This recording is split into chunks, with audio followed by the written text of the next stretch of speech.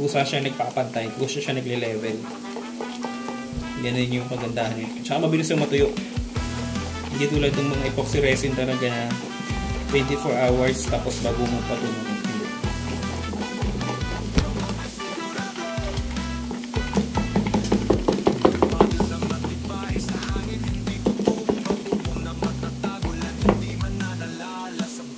Ito yung ginagamit natin sa flooring yan. Ito sa kabila. Pinapos lang. Isang ganito na ginamit natin. Ang isang kilo kasi ito, 1 kilogram. Pangalan ng brand is Beauty. Ang 1 kilogram yan is katumbas ng almost 1 square meter lang. Yan lang yung kaya niyang itagyan. So, sa ganito kalaki, almost 2 square meter yan.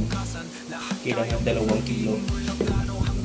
Ito ay binili natin buy one take one sa online. Yan, dalawa na siya. Almost 1,000 plus. Nagmahal siya, dating 900 plus lang siya. Ito yung laman yan.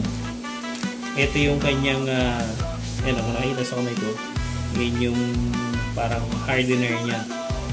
Yun yung nagpapakintab din sa texture ng epoxy color, epoxy paint.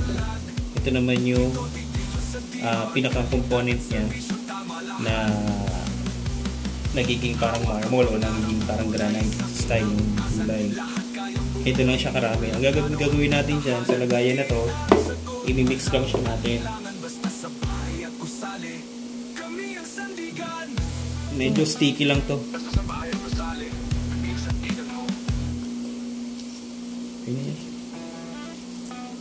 Ganito lang siya. Tapos kailangan nating paghaluin siya dito sa loob ng container. No, ito mo. Yung texture niya. Ito yung ganyan lang siya karami.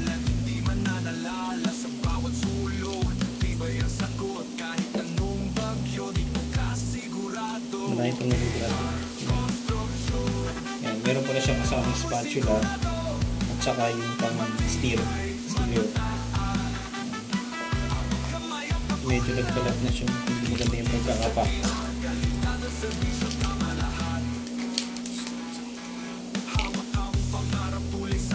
ito yung hardener niya. At the same time, ito yung parang nagpapakintab sa tekstura ng ito.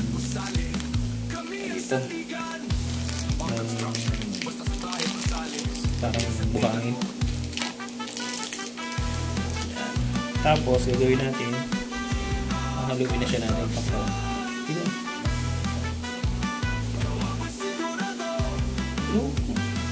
Ganyan siya ka. Kailangan halong-halo siya. Dapat mix na siya.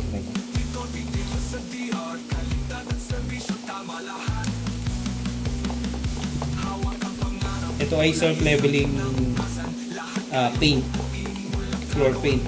Kahit hindi mo na siya scrape. Kami ang sandigan.